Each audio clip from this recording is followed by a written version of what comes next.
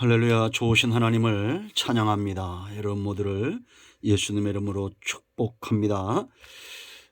오늘은 21편 8절로 13절 말씀 묵상합니다. 기도하겠습니다.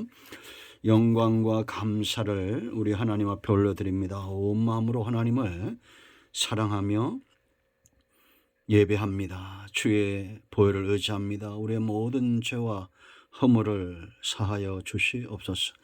주의 이름을 의지합니다. 하나님의 선하심과 인자하심으로 응답하여 주시기를 원합니다. 시편의 말씀들을 열어주시고 하나님의 말씀을 읽으며 들을 때 우리의 믿음이 더 깊어지고 하나님을 향한 사랑은 더 견고해지기를 원합니다. 총을 낮추시고 겸손하게 하시고 오직 말씀의 도구만 되게 하옵소서. 예수님의 이름으로 사모하며 기도합니다. 아멘. 8절 보겠습니다. 왕의 손이 왕의 모든 원수들을 찾아내며 왕의 오른손이 왕을 미워하는 자들을 찾아내리로다. 왕이 노하실 때 그들을 풀무불 같게 할 것이라. 여호와께서 진노하사 그들을 삼키시리니 불이 그들을 소멸하리로다. 왕이 그들의 후손을 땅에서 멸하며 그들의 자손을 사람 중에서 끊으리로다. 비록 그들이 왕을 해하려 하여 음모를 꾸몄으나 이루지 못하도다. 왕이 그들로 돌아서게 하며 그들의 얼굴을 향하여 활시를 당기리로다. 여호와여, 주의 능력으로 높임을 받으소서. 우리가 주의 권능을 노래하고 찬송하게 하소서. 아멘. 자, 여러분, 성도에게 있어서 가장 큰 축복이 있다면 그건 바로 깨달음이라, 이렇게 제가 말씀을 드렸습니다. 깨닫는 거죠. 하나님의 말씀을 들으나 깨닫지 못하면 멸망하는 짐승과 같다고 성경은 말합니다. 깨달음은 축복입니다. 그래야 우리가 믿음에 설 거 아닙니까? 하나님의 살아계심과 그 말씀의 능력을 우리가 깨닫지 못한다면 보나 보지 못하는 것은 소경된 자고 들으나 깨닫지 못하는 것은 귀머거리와 같은 겁니다.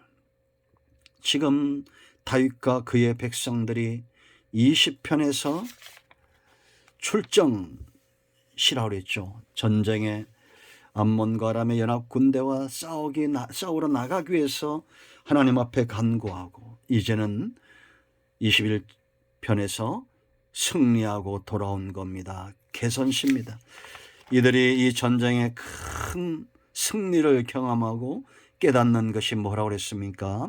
우리가 1절로 7절에서 승리의 원동력은 하나님이라는 겁니다. 이 신앙이 더 깊어진 거요. 마음의 소원, 우리의 중심이 하나님 앞에 합할 때 하나님이 들어주신다는 이러한 믿음이 또한 견고해진 겁니다. 그리고 7절인대로 흔들리지 않는 신앙 가운데 선 겁니다. 이제 그 깨달음 두 번째 시간입니다. 악인은 절대 하나님과 그의 백성을 이길 수 없다라는 겁니다. 세상은 선과 악으로 나누어지죠. 하나님을 믿는 자와 믿지 않는 자들로 나누어진다는 겁니다. 왜냐? 하나님만이 선하신 분이기 때문입니다. 그러므로 우리 안에 선이 아닌 빛이 아닌 모든 것들은 잘못되어진 겁니다. 회복되어져야 되고 어둠은 물러가야 됩니다. 하나님이 기뻐하는 대로 세워져야 됩니다. 이제 여러분 8절로 13절의 이 무서운 심판은 적들을 향한 다윗이 실제로 이렇게 전쟁에서 승리했던 적을 멸했던 것을 1차적으로 보여주고 예수 그리스도를 왕으로 삼는 하나님의 백성들이 마침내 승리할 것을 보여주는 겁니다. 그러므로 여러분 하나님 앞에서 우리가 무엇을 도모하느냐는 굉장히 중요하죠. 악을 도모해서 승리할 수 있는, 복을 누릴 수 있는 사람이 없습니다. 하나님 편에 하나님과 한편 된 것이 얼마나 큰 축복인가를 알아야 됩니다. 악한 자들은 음모를 꾸미나 이루지 못한다고 11절에 분명히 말합니다. 왜냐? 왜 하나님을 대적하는 자들이 승리하지 못하고 악의 선자들이 승리하지 못하느냐? 8절 말씀 보면 찾아내신다는 겁니다. 반드시 찾아낸다는 거예요. 누구를? 원수들입니다.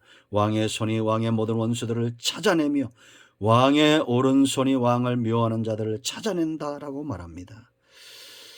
우리나라의 소매치기가 사라졌다고 말하죠. 왜냐? CCTV 때문입니다. 다 지켜보고 있다는 겁니다. 그런데도 사람을 속이는 자들이 많죠. 사람은 속일 수 있습니다. 그러나 하나님은 절대 속일 수 없습니다. 여기 찾아내다 이 말의 뜻은 마차 이런 뜻입니다. 충분하다, 채우다. 히브리 말로 마차인데 충분하다, 채우다. 다시 말하면 하나님의 능력이 원수들을 찾아내기에 충분하다는 겁니다. 두 번째, 이들이 왜 승리하지 못하느냐? 하나님의 능력의 손으로 이들을 소멸하실 것이다.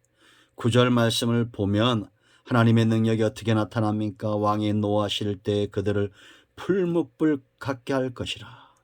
여호와께서 진노하사 그들을 삼키리니 부들이 그를 소멸할 것이라. 여러분, 풀무 안에는 그 어떤 생명도 존재할 수가 없는 거죠. 온전히 타버리듯이 온전히 소멸한다. 여러분, 하나님의 이러한 심판과 하나님의 손아귀에서 벗어날 수 있는 존재가 어디에 있습니까? 왜 하나님의 심판이 이처럼 철저해야 됩니까? 하나님의 공의가 만족되어져야 되기 때문입니다. 심판은 하나님의 공의의 실현이고 구원은 하나님의 공의를 만족시킨 사건입니다. 그래서 하나님이 자기 백성을 멸할 수 없으셔서 독생자 예수님을 세상에 보내셔서 십자가에서 저와 여러분 대신 죽게 한 겁니다. 고난당하고 돌아가시게 한 겁니다.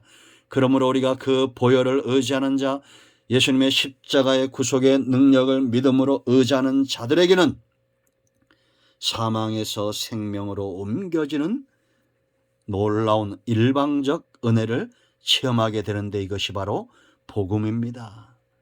우리 여러분 도피성의 축복을 알죠? 하나님의 약속의 땅 요단 서편과 동편 땅에 있던 6개의 도피성, 누구든지 피하면 구원을 얻는 겁니다. 대제사장이 살아있는 동안에 그들의 생명이 피해 보살자들 그들의 손아귀에서 보호를 받는 거예요. 예수님은 죽으실 수 없는 분입니다. 영원한 왕 같은 대제사장, 그 주님을 의지하는 자, 하나님의 공의의 심판에서 벗어나는 겁니다. 하나님 없는 악한 계획은 소멸되는 겁니다. 이 악은 그 대가 영원하지 않습니다. 그래서 여러분 10절 보세요. 왕이 그들의 후손을 땅에서 멸하며 그들의 자손을 사람 중에서 끊을 것이다 라고 말합니다.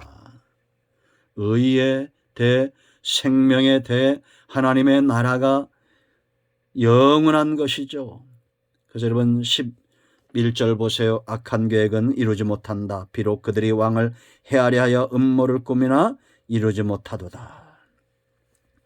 예수님께서 십자가에서 고난당하신다고 돌아가셨습니까? 3일 만에 부활하셨습니다. 지금 12절 보세요. 왕이 그들로 돌아서게 하며 그들의 얼굴을 향하여 활시를 당기리로다. 피할 존재가 없습니다. 그러므로 우리는 하나님과 한편된 존재라는 것, 이것이 얼마나 큰 축복인가를 알아야 됩니다. 오직 예수님을 통해서 하나님과 한편되고 구원을 얻되 생명을 얻되 더 풍성히 얻는 역사가 있음을 믿으시기 바랍니다.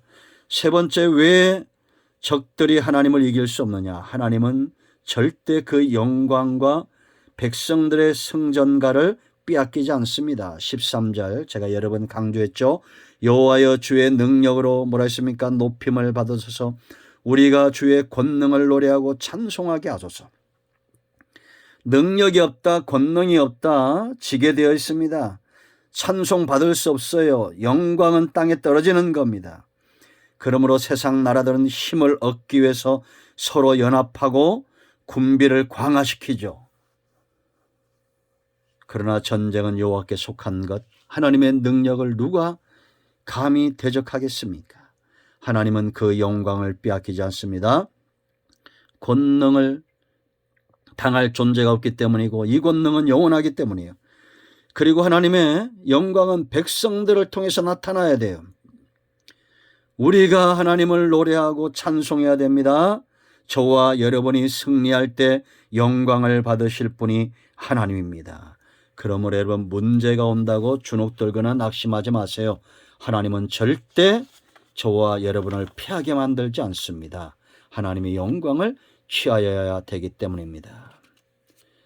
우리가 하나님 안에서 깨달아야 될 수많은 것들 중에 반드시 승리한다는 이 깨달음이 저와 여러분 삶 가운데 깊이 믿음 가운데 뿌리내리를 축원드립니다. 오늘도 반드시 승리하는 날 될 것입니다. 기도합니다.